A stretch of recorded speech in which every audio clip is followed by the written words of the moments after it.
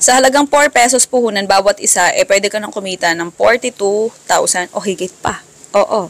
Ayan, una, maglagay tayo ng 1.5 cups ng evaporated milk. Oo. Okay? Pagkalagay natin ng pwede na tayo maglagay ng asukal. 4 na kutsara, tapos 4 na kutsara din ng all-purpose flour. Harina na lang, bululi. Okay?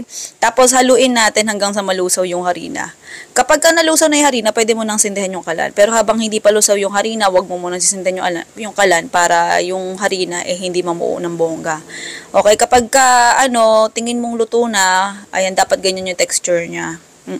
Kung gusto mo mas malapot pa dito, yung as in dough texture, yung itsura niya, bago mo ihango, pwede naman yun. Oo.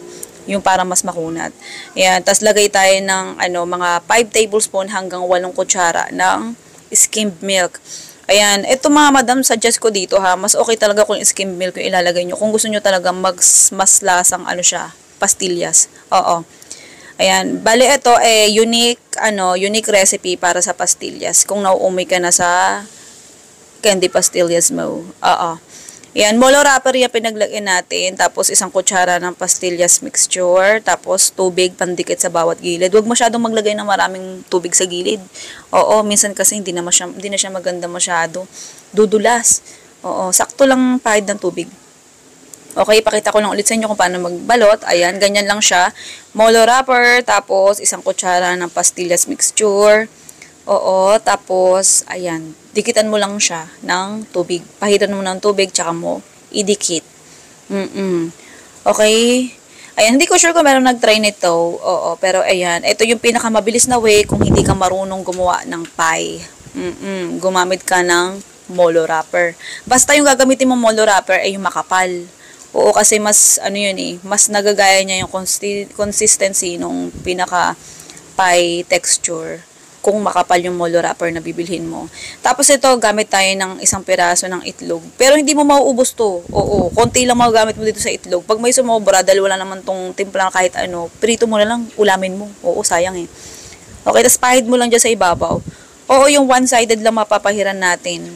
Ganun talaga eh. Ilang beses na akong gumagawa nito, ilang taon na eh. Ganun talaga lagi. Yung kabilang side lang napapahiran ng lola mo. Oo. Kung meron kang ibang way para mapahiran yung kabila, pwede naman. Pero okay lang yan, kahit di mo pahiran yung parehas. Yung iba siguro binubuhusan. O kaya nilulubog bago iprito. Para lahat talaga makoated ng itlog. Pero carry lang yan, kahit one-sided lang malagyan mo ng itlog. Oo, carry lang yan. Okay, tapos iprito mo siya pagka mainit na yung mantika. Pwede mo lutuin to kahit malakas sa apoy. Basta baliktarin mo agad, hango mo agad. Kasi mabilis naman maluto to eh. Ayan, katulad niya, no? Dapat light color lang yung pagluto mo nito, ha? Super light na golden brown. Oo, kasi molo wrapper naman gamit natin dito, hindi naman siya sobrang kapal. Oo, kung dough mismo na homemade mo ang gagamitin mo, kailangan mahina apoy, huwag masyado malakas. Pero dahil nga molo wrapper gamit natin, ayan na. Oo, bali itong plastic, ilalagay ko na lang yung link kung saan mabibili yan. Ayan. Bali, ginawan ko ng bagong version yung pie na recipe. Oo, na walang kahirap-hirap. Kahit di ka marunong magluto, ay makakagawa ka.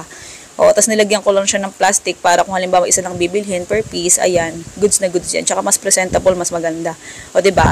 Oo, kahit ibenta mo siya ng 10 piso, 1 piraso, hindi naman aaray yung bibili niyan. Tsaka pag tinikman naman, masarap naman. Oo, basta sarapan mo lang ang luto. Oo, yung mga recipe ko naman, pwede mo namang palitan ng mga iba-iba pang rekado kung meron ka pang ibang gustong ilagay. Oo.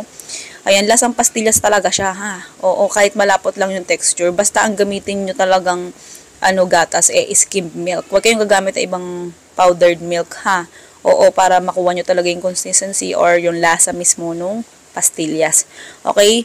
Ayan, bago tayo naglantakan time, bago natin kinain yan, nagluto muna ako ng hapunan namin kasi gabi na to. Yung asawa ko naman nagbabalot ng parcel.